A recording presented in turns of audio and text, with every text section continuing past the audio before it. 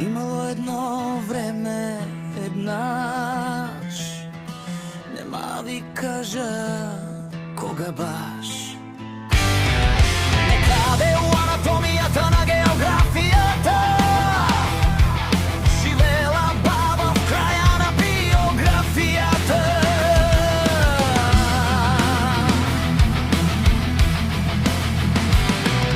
Не стигаче на мајната далече, а ми изела дала вече. Отдавна била болнава, ни приема, ни предава.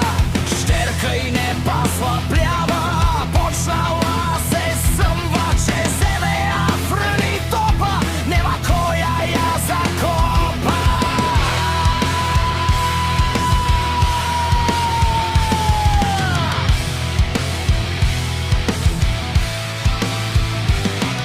Требало некој ја испрати, ама кој пеша млати, баш у таја темна гора, деке ни завуци, ни заора.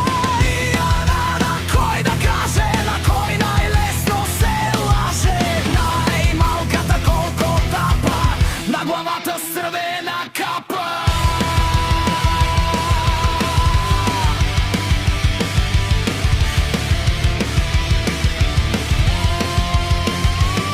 И тука приказката стаја трилър, оти у гората броди килър. Детето врви, ама дали е маничко, мисли, че шофрачи се яде всичко.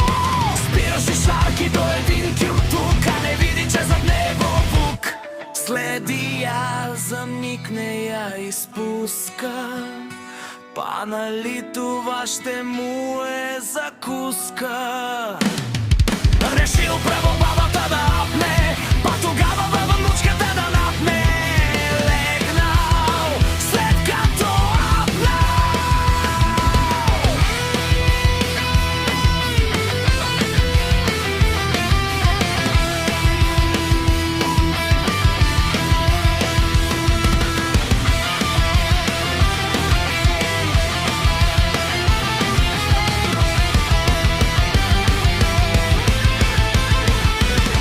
И с нейните дрехи заспал, и те ти иде црвената капа.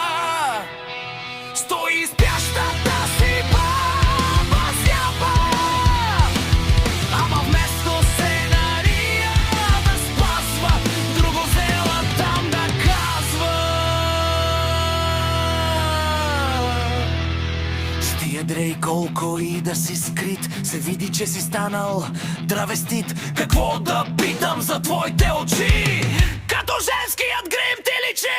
Какво да питам за ръце и китки, щом си пуснал женски плитки? Какъв си бук, какъв звер, щом носиш и шартиер? Целата приказка пред закане, баба, мама ми разплака. Шаро Перо и братя Грим не са писале за вук с грим. Затова слагам точка 18. Чека кофе ловецо, не знай се. Ей го, иде гол по пушка, сака да те